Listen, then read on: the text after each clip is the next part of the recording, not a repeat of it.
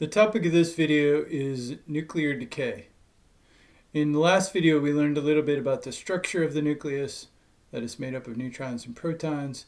Sometimes the nucleus is neutron-rich or proton-rich, and in these cases, the nucleus is seeking a lower energy level and it decays into parts and it emits something. So that's the topic of this lecture, is how that decay happens, what energy is released, what particles are released. Here we go. To understand decay, let's go back and look at this chart. Now, the stable nuclei here are these ones, the ones in black. And then for every different element, there are some isotopes that are relatively neutron-rich.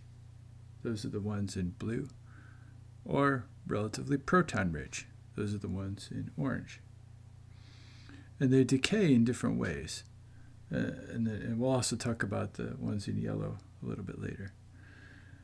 So I think it's probably easiest to start with the neutron-rich isotopes, the ones in blue.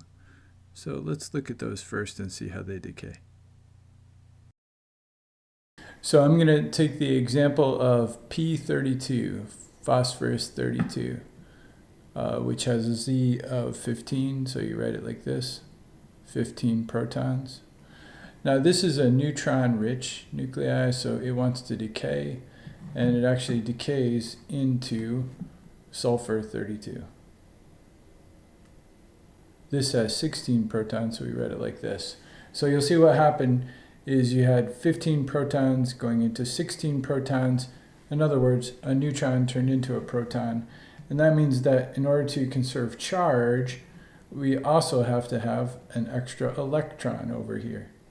So the positive and negative charges cancel out. So this decay is actually called beta decay, beta minus decay. And it's called that because this particle here is an electron, but it's also often written as beta minus. So in radiation physics for medicine, electron and beta minus are the same particle, they're synonymous. Now, in addition to this, just to be complete, there are also some other particles that are emitted. There's actually a neutrino, an antineutrino in this case, which you write with a bar over the top, antineutrino, plus some energy.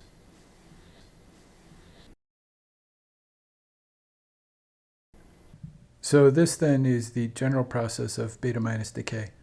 An isotope of some element X decays into an isotope of another element Y.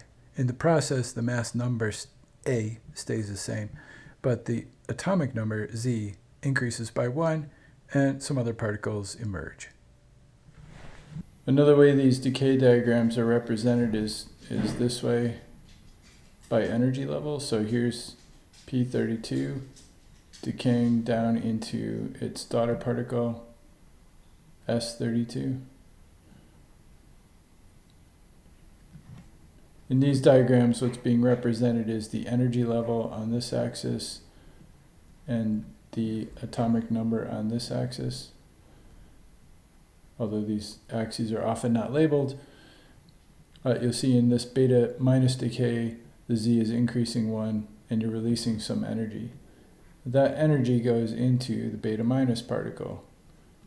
And in this particular decay, the beta minus particle can have a maximum energy of 1.71 MeV. Now, it doesn't always have that energy. That's the maximum energy that it can have. What happens in beta decay is that the maximum energy of the emitted beta particle is determined by the energy difference between the two isotopes. But that total energy released is shared between the beta particle and the neutrino. So the beta particle can be released with basically any energy up to the total maximum energy. And so there's a spectrum. And the spectrum of energy for beta decay looks something like this, plotting the number of beta particles versus their energy. And it ranges anywhere from 0 energy all the way up to the maximum energy, which is different for each type of isotope, but for this particular reaction, we're talking about 1.71. And then the average mean energy is typically approximately a third of the maximum energy that can be released.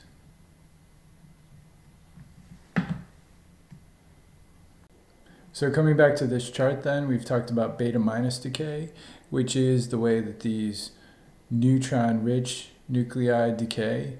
And now we'll go to the other side of the graph and look at the neutron-poor nuclei and how they decay. And as you can imagine, they decay by beta plus decay. So let's look at an example of that. So here is F18, which has a Z of 9, decaying into oxygen 18 with a Z of 8. And a beta plus particle is emitted. Now, a beta plus particle is the same as an anti-electron or a positron. And so you can see in this reaction, the charge balance is happening. Z is decreasing by 1. You're losing a proton. And so to keep charge balance, you have to gain a positive charge. You have to gain a positive electron here.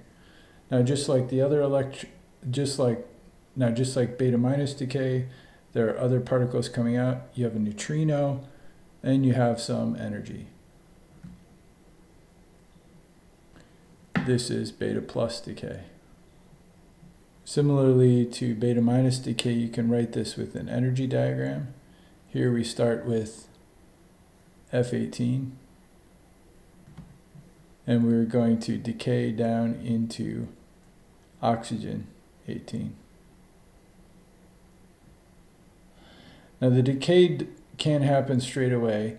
You actually have to have enough energy to create 2 times the rest mass of the electron, and then you have the decay down into the daughter nucleus. And so the 2 nuclei have to be separated by at least this much in energy in order for the energetics to work. Also, similar to beta minus decay, there's a spectrum of energies for these particles. Has a similar shape. The main difference being that the maximum energy in beta plus decay is a little bit higher than beta minus decay because of the Coulomb repulsion between the positive charge and the nucleus. So by way of review then, to come back to this graph, we have these neutron-rich nuclei here, which decay by beta minus decay. That is, a neutron basically turns into a proton. Z increases by 1. On the other side of the graph, we have the neutron-poor isotopes, and these decay by beta plus decay. Beta plus is a positron, which is emitted, and a neutron is gained, and so it goes from Z to Z minus 1. So there are a couple other factoids which are useful to know about these. The neutron-rich isotopes are made in reactors where an element is bombarded with a bath of neutrons. The beta plus decaying nucleides are actually made in a cyclotron where the nucleus is bombarded with a proton beam, and that makes a proton-rich isotope. As a result of this, the half-lives of these are different. The beta minus decaying nucleides have a longer half-life,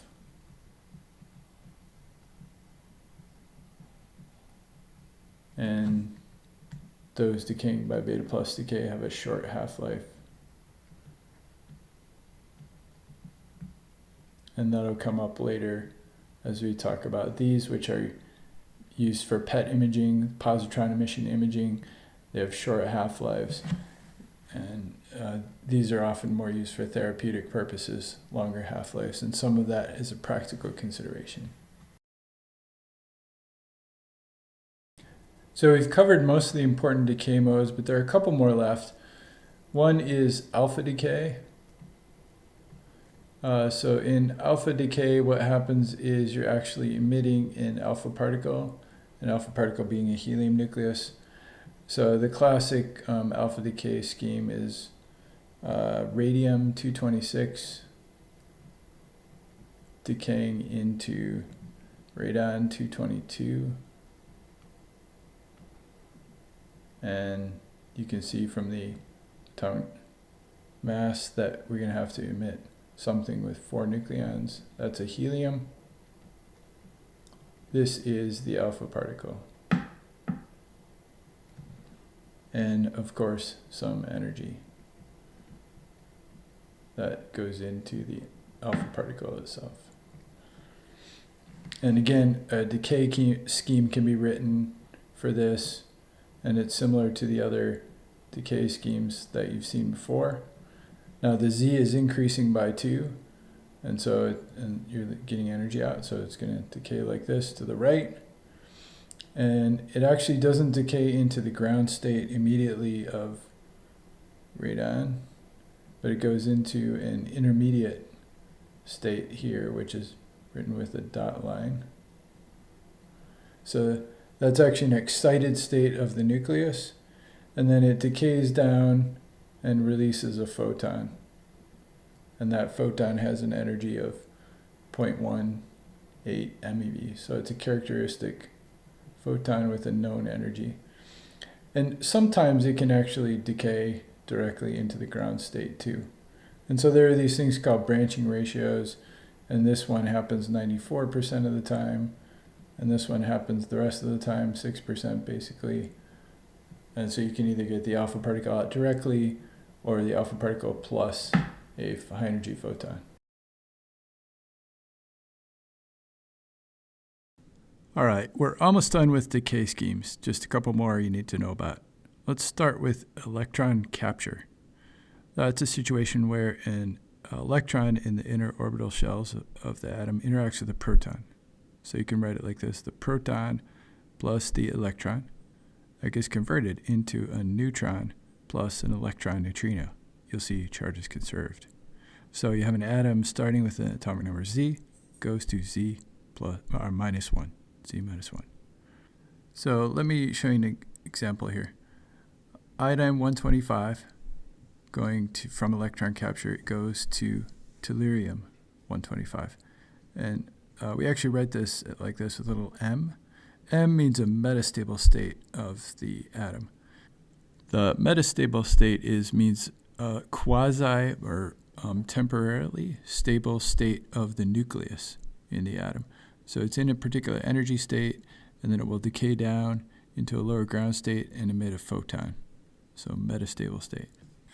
So now let me show what happens next after the electron capture. So you got another electron here that decays down to fill that hole that was left.